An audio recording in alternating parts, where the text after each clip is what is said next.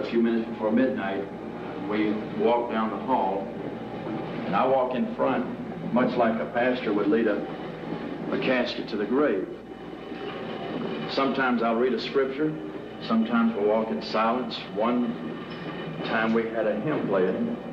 At this point, I stop and either shake hands with the condemned man, or I embrace him, or say a prayer to myself for him. And then he goes into the room, I go into the viewing room.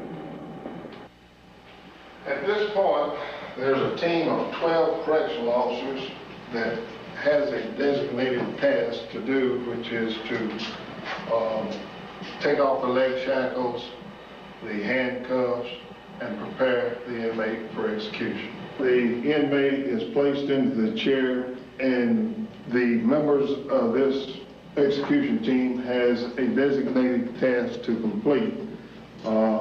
The inmate is strapped into the chair, the leg irons are removed from him, the handcuffs are removed from him, and all the belts are checked and double checked.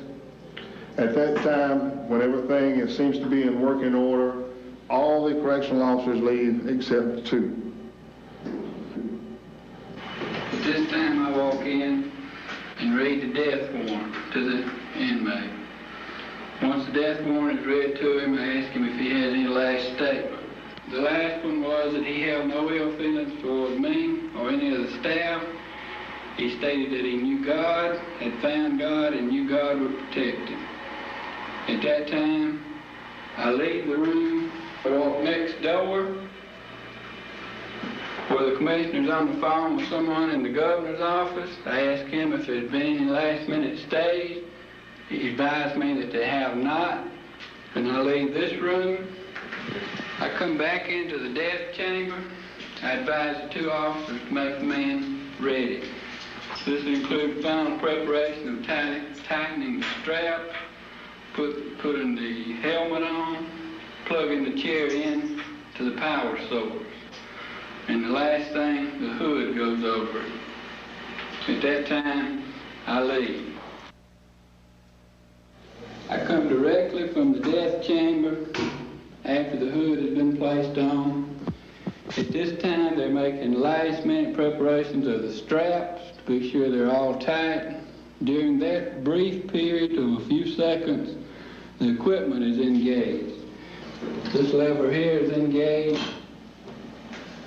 This one here is engaged, and so is this one.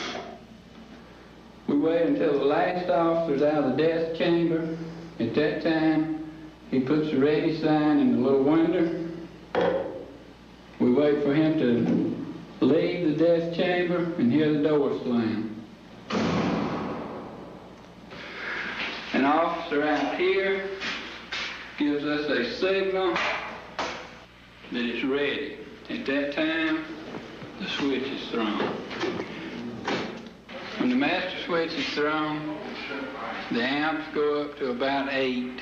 Volts go up to approximately 1850. There's 2 surges once the switch is thrown. They're approximately 34 seconds each. They're automatic. After the second one, the machine shuts itself down.